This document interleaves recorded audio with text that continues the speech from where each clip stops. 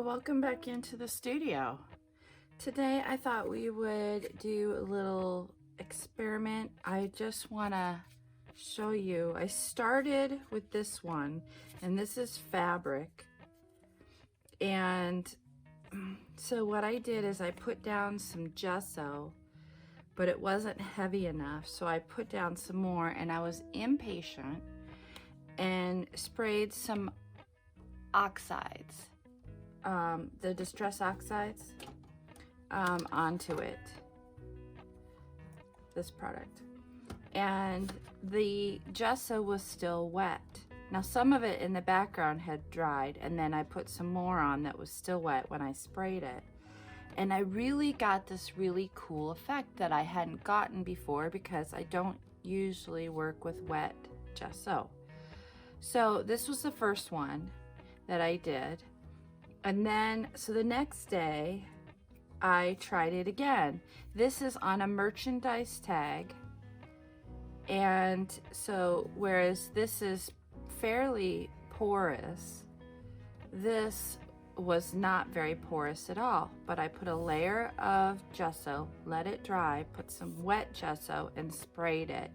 And got this really interesting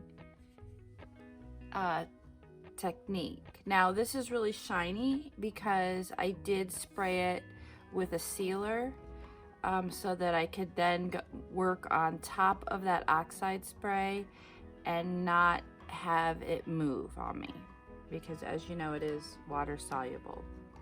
So that's what this one is.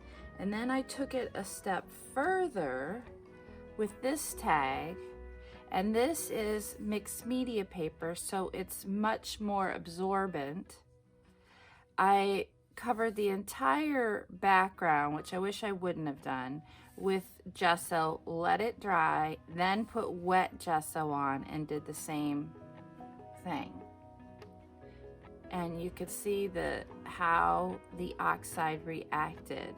Now this time, I'm gonna show you how I did this, but I'm gonna do it on watercolor paper. I put gesso on already, but I don't know if you can see that, but it's here, but it's not here. So we'll see how the oxides absorb into the watercolor paper here versus stay more on the surface wherever there's gesso. Plus, we're gonna add wet gesso.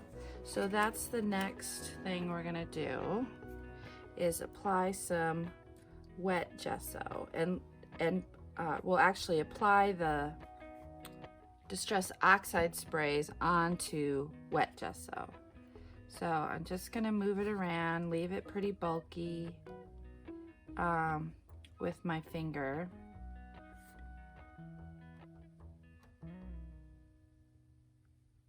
I don't know why I always go to one side as opposed to the other, but try and get this a little, see how it reacts on the areas that have already been gessoed as well as on the watercolor paper. See if it's any different.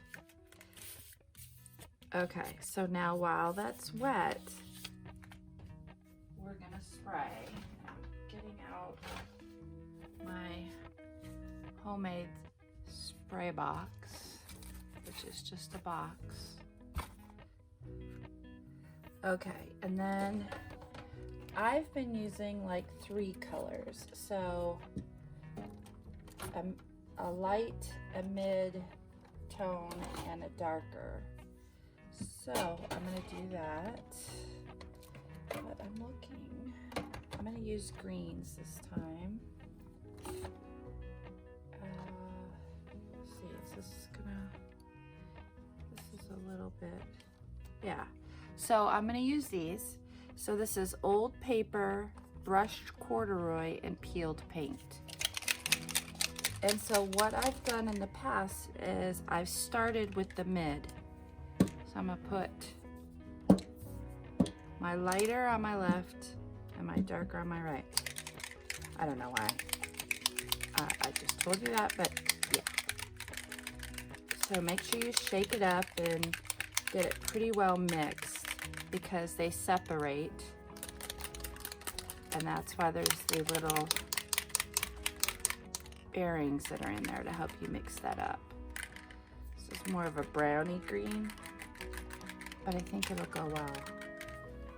So, or I could use the mowed lawn. I just think that that's too green for me. So, okay, I'm gonna stick with what I'm doing. This is just demonstration purposes anyways, right? But why can't we like it?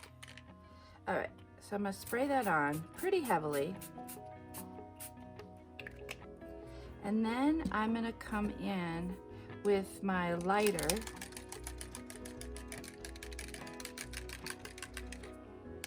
and go around one edge, and then I'm going to come in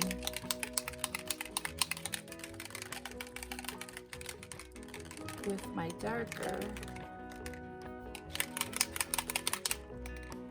and I'm going to flick it in areas.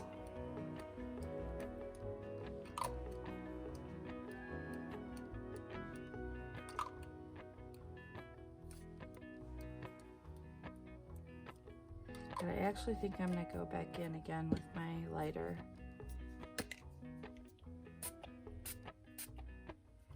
All right, now is the difficult part. We're letting it dry. We're going to let it dry completely. And I'm not going to use my heat tool on it. I'm going to let it dry naturally. So patience. This is where the patience come in. So we're gonna let that dry. All right, so this is nearly dry anyways, but you can see just the depth that you can get with doing this, and then all these little marks in here that are created as the oxide has a reaction with the wet gesso. You don't get that with dry gesso. And I haven't seen that just with oxides by themselves. And so I am really attracted to this kind of the depth that you can get, this ethereal kind of look with the oxides especially, but definitely with using them in tandem with the white gesso. You can also really see how you can catch the brush strokes in the the oxides, how they react on the dried gesso. You can see them here as well, all these brush strokes, which is kind of interesting paired next to the flowy movement of when I applied it wet with my fingers. So that really gives you an idea. I suggest that you go out and play with different materials and get different looks that you like. I will go into this and probably coat it like I did these, just so that it's easier for doing work on top of them. I did not do that on this, so I will have to be careful not to get this side wet, because that is where the oxides are. And I'm really not sure how wet will react with the part that dried with the wet gesso. I'm not sure if it'll move or not. I didn't test that, but that's something that you can go in, and once you play with this a little bit and experiment yourself, find out what you can get going on with that. So anyways, I hope you take this and try it out for yourself. I would love to see what you come up with. So just if you share it out there, just copy me on it, tag me on it, or use the hashtag ninastechniquetuesday, and that way I'll see it. All right, well, thank you so much for coming along today for today's Technique Tuesday in the studio. I'll have all the products listed below in the description box as usual. And if you have enjoyed this, please give it a thumbs up And if you have not yet subscribed to my channel, I encourage you to do so you don't miss out on anything I might have coming in the future. Thank you.